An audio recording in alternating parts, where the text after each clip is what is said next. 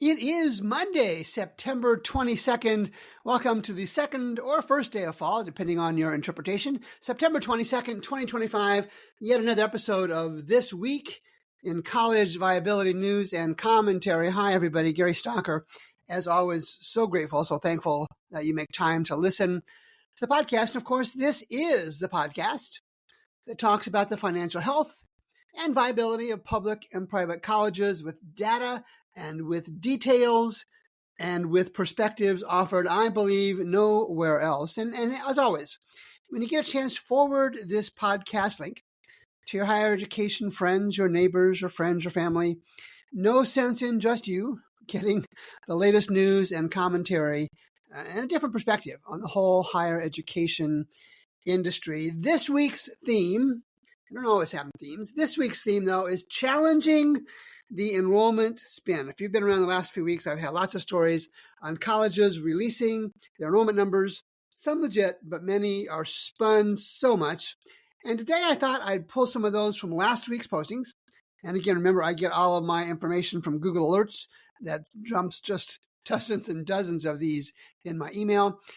And I have a set of colleges on today's show that would like us to believe that they are winning the higher education enrollment game. Yet in every case, their enrollment data is selective, and in almost all cases, it is short-term. They ignore mostly pathetic graduation rates and don't even begin to share their troublesome financial picture, all the while trying to paint a rosy picture that their college is not like all of the other colleges in dire financial straits. You see that qualification in almost every story. And the truth, because financial truths are more valuable than spin and other narratives, the truth, each of these colleges have substantive financial challenges that they are hiding from their students, their faculty, their communities, and probably more. Here are the spinners for this week, and there are a lot more. Lyons College in Arkansas, Missouri Southern State University, Bethel University, the one in Minnesota, Youngstown State University in Ohio, University of New Orleans. Apparently their calculators don't work. I'll have more on that. And McNeese State University. And let's start with layoffs and cutbacks. And I pulled this story from Alcino Donadell, who wrote on September 19th a bunch of layoffs and cutbacks for university business. And as always, I'll have the links in the podcast show notes. And the first is the University of Chicago is taking a host of steps to cut its annual budget by $100 million. President Paul Alivisatos announced plans to lay off 400, it's 4 with 2 zeros, staff members and administrators. Faculty wasn't referenced in that. East Carolina will try to reduce its total budget by 2%, or about $25 million. The University of Wisconsin-Madison is targeting libraries, just libraries at a college, in an effort to reduce department budgets by 5%. The University of Nebraska-Lincoln aims to save $27.5 million, eliminating 6 academic programs. And here's the moral, here's the lesson of this story. Don't become desensitized to these 2025 layoff and cutback announcements. I had them to lead off every show. And here's why. Don't be desensitized, because this time last year, they were not happening at this level just one short year ago. Yes, there were layoffs and cutbacks, but not at this level. This is yet another indicator that higher education is in its consolidation era. I have said that many times before, and we can certainly anticipate me sharing that many times in the future. Layoffs and cutbacks and college closures, and eventually, as I've shared so often, large-scale mergers. College drivel today is not from higher education. It's from Cracker Barrel. If you follow that story, they had all sorts of issues with logos and remodeling here recently. Their CEO, Julie Massino, had this to say about after all the backlash, and I'll read to you. We're moving ahead with a strong plan to regain traffic and the momentum we had a month ago. There is a lot to be optimistic about, and our teams are focused on getting back to a positive trajectory, Massino said. Now, who does it sound like? I put it in college drivel because substitute some of the words in there and you've got college leaders with vague, self-serving, not documentable proclamations of imminent success that are no way likely to happen, at least anytime soon. Page 2. Well, let's start with Missouri Southern State University Public College. Overall enrollment is up, the story reads. This is from KZGR Radio, Steve Smith on September 18th. All right, to the data, and this is again more regurgitation reporting, taking a college's press release and treating it as the gospel and not doing any kind of critical analysis. Reporter not doing any critical analysis on its own. The 4-year graduation rate at Missouri Southern averages less than 20%. Less than 20%. For those of you that went to Missouri Southern and didn't graduate, that is only 2 out of every 10. 20 out of every 100, 200 out of every 1,000 who graduated in 4 years.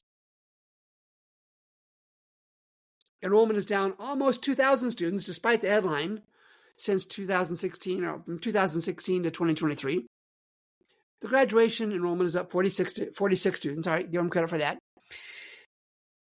Interestingly, the number of students receiving a bachelor's degree, and this is from my College Majors Completion app, is down 128 students from 2016. So in 2023, the last available reported data, fewer students are getting bachelor's degrees from Missouri Southern than they were 8 reported years ago.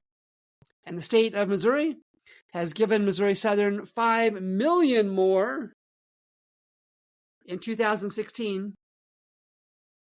And this is what they get: bad graduation rates and decreasing enrollment. Reporters, contact me. I'll give you the stuff. I'll give you what I use. Professional courtesy. I'll train you how to use it.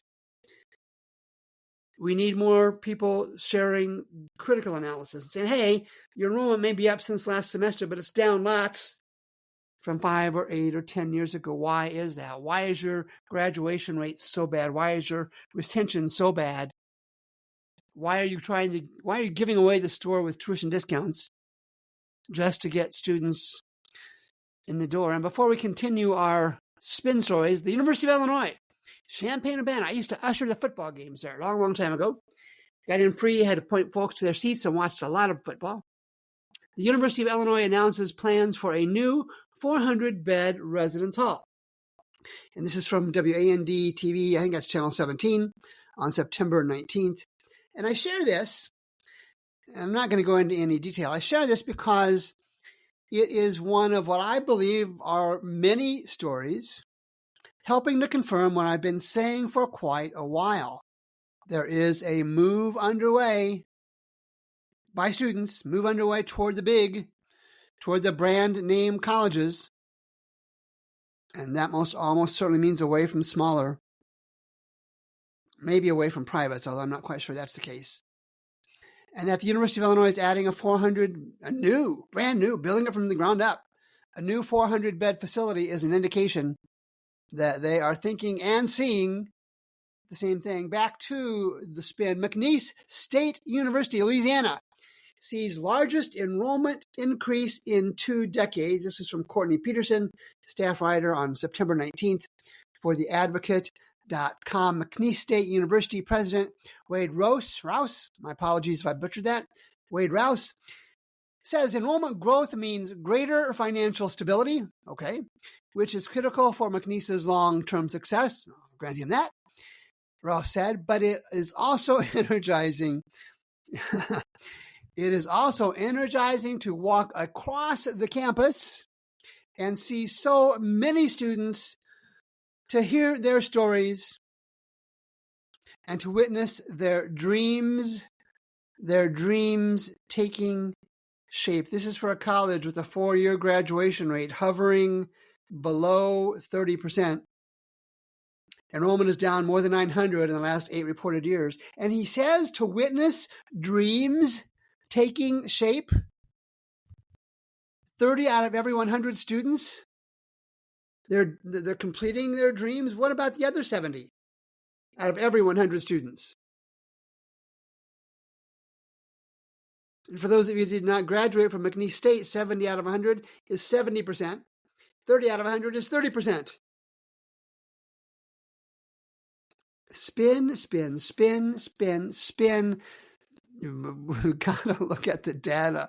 We've got to continue to look at the data. The University of New Orleans. Enrollment is down again. What does that mean for the university? Marie Fazio had that story on September 19th at NOLA.com. The University of New Orleans is down about 800 students. All right. Get out your calculators or your cell phones, whatever you use for calculators. University of New Orleans President Kathy Johnson said in an email to faculty and staff this week that the university's revenue will be $1.1 million less than anticipated due to the enrollment decline, 800 students. All right, so this is what gets me. Nobody's doing the math on this, reporters. So to my calculator / cell phone I go, 1.1 million, how much less earning, divided by 800 students, the decrease in enrollment. 1.1 million divided by 800 is $1,375 per student. Of course, that begs the question, is that all that the University of New Orleans was charging students? I doubt it. This is yet another example of both regurgitation reporting and I guess colleges thinking we're not paying attention to the numbers, and they're probably right in too many cases. Reporters, again, I've said this once already in the podcast and many, many times previously, contact me. I'll give you free courtesy access. I'll teach you how to use the tools I use so that when colleges give you this number, give you this spin, you have easy access to data that you can challenge them with, ask informed questions with, and actually get a better handle on what's going on with and for the colleges in your reporting region. Page 3, we continue. Bethel University, the Minnesota version, had a LinkedIn post. Tim Hammer, Vice President of Marketing and Communications. They had a tuition reset at Bethel University. Of course, they don't call it that. They spin that and they call that tuition repositioning. Oh, I'm so sorry.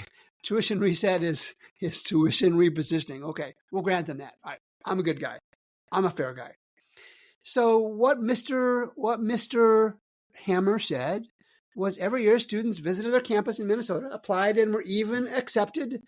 But when it came time to decide the numbers for the families and the students, just didn't work. Okay.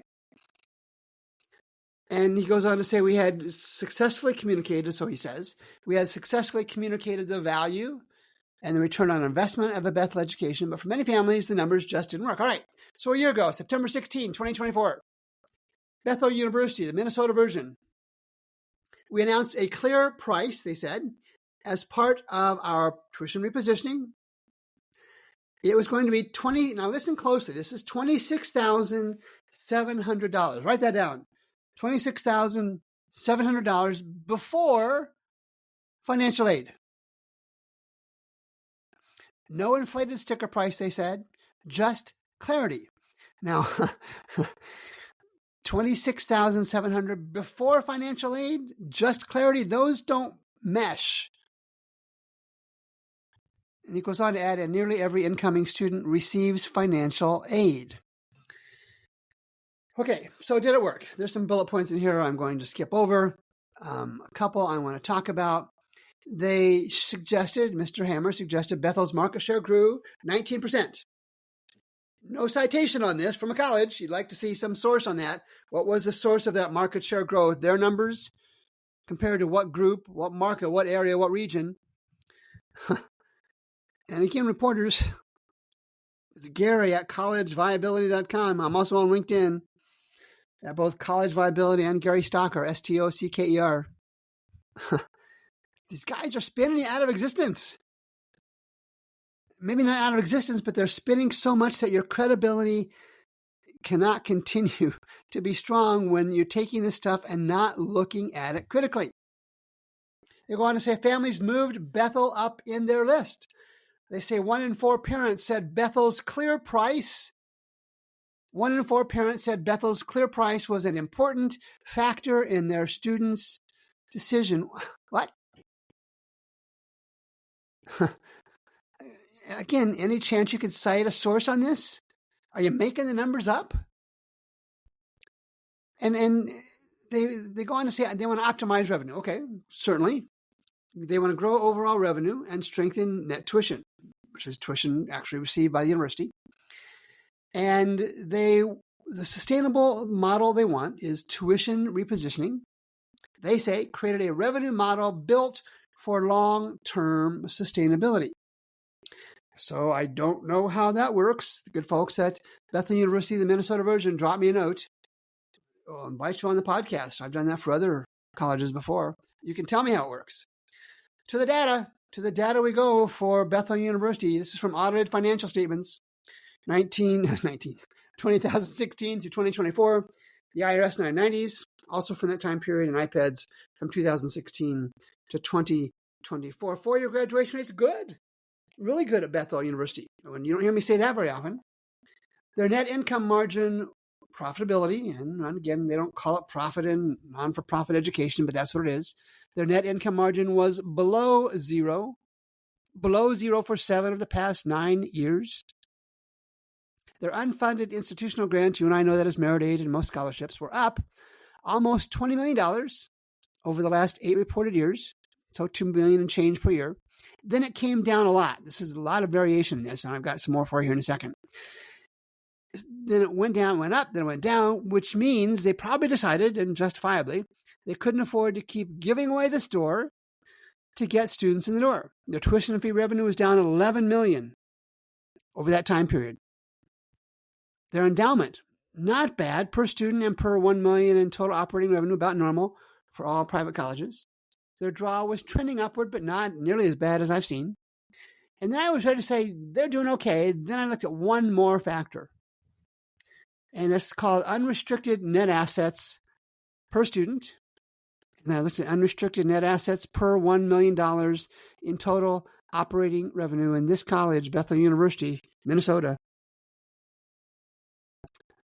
Unrestricted net assets, the value of the college, if you will, per student, nice standardized comparison, per $1 million in total operating revenue, hovering around and below the 25th percentile.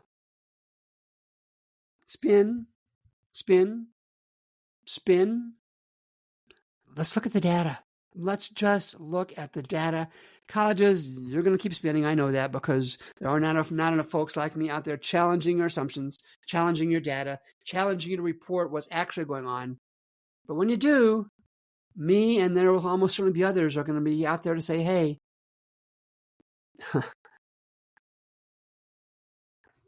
be upfront. And maybe what we need is what we have in the private sector.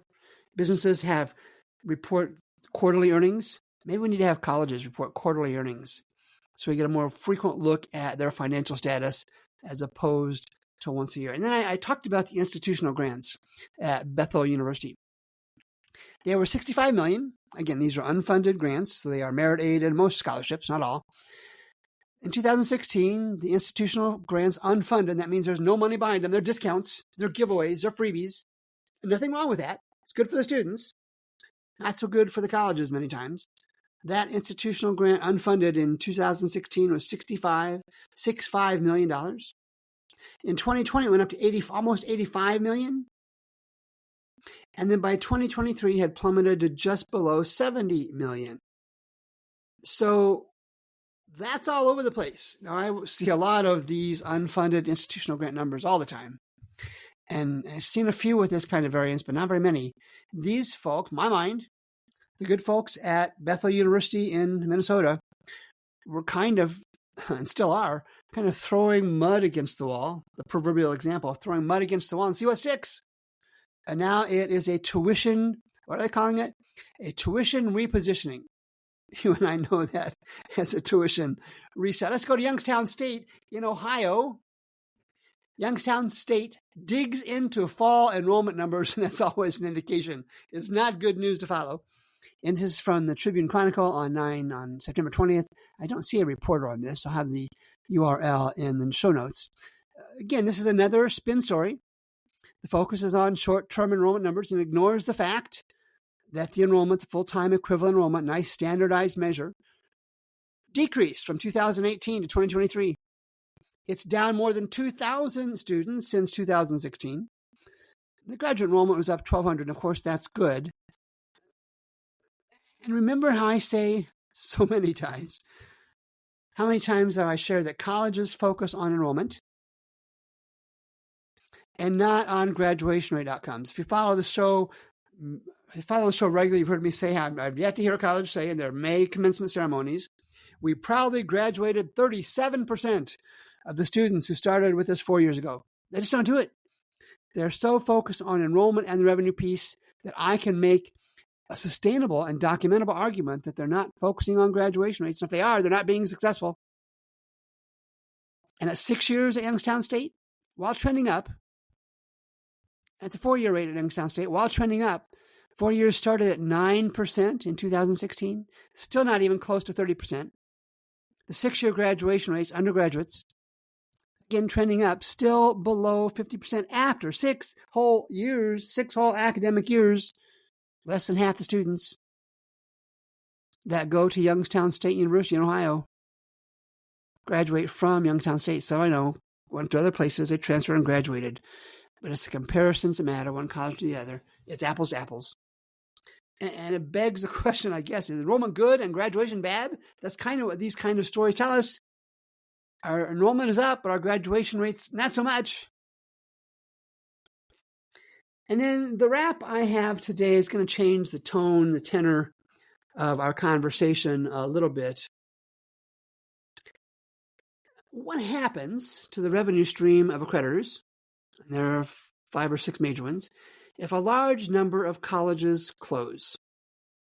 There was a story posted this past week, and I didn't get the source, my bad, and it was discussing the inherent conflict of interest regarding higher education accreditation agencies. And of course, that conflict is the revenue source. Most of the revenue comes from the colleges they accredit, they review. And so there's a natural incentive, although these accreditors deny it all the time and say there's systems and processes in place, that doesn't impact their ratings or evaluation, their accreditation. You got to be really careful to accept that at face value. So there's a conflict of interest, and the article of the Post got me thinking. There will certainly be many more college closures. I'm not the only one suggesting that. The financial numbers are just too obvious to believe any other scenario. And as these colleges close, the fees paid to accrediting agencies will also decrease. And at what point will that decrease be materially significant to those agencies? Can they make it up by increasing the fees for other colleges? Maybe. But it's also important to note that new accreditors, it's also important to note that new accreditation competitors are out there. They're not in bloom yet, but they might be. It's a tough call. And if they get out there, they'll probably keep fees lower than they would have been otherwise. And if there are cost pressures on these accreditors because so many colleges are closing, they lose that tuition revenue, or they lose colleges to other competitors, will that negatively impact their ability to monitor the education quality of those colleges they are supposed to monitor? We already know that these current agencies lack any consistent ability to monitor the financial health and viability of colleges. I've talked about that so many times. They just don't get it. That's what really makes me think there's that conflict of interest, because they're looking at the fees, and they're not massive for any individual college, but they're still fees. And we know, of course, that higher education is headed for more than just an enrollment cliff. Some call it enrollment slope. It's starting right now, starting next year. And there will be so many unintended consequences. So many unintended consequences. It is hard to imagine. It's hard to imagine what this industry, for all of its historical intransigence, will look like in the next few years. As always, thank you for listening. Thank you for making time, whether you're walking, driving, sitting at your desk. Thanks for listening. Send me your feedback. Send me feedback, good or bad. I take insults well. I take feedback well. I take guidance well. Send them to me at gary@collegeviability.com. I'm also on LinkedIn. Feel free to reach out to me there. And I'll be back next week, the last Monday of September, and we'll have more of This Week in College Viability.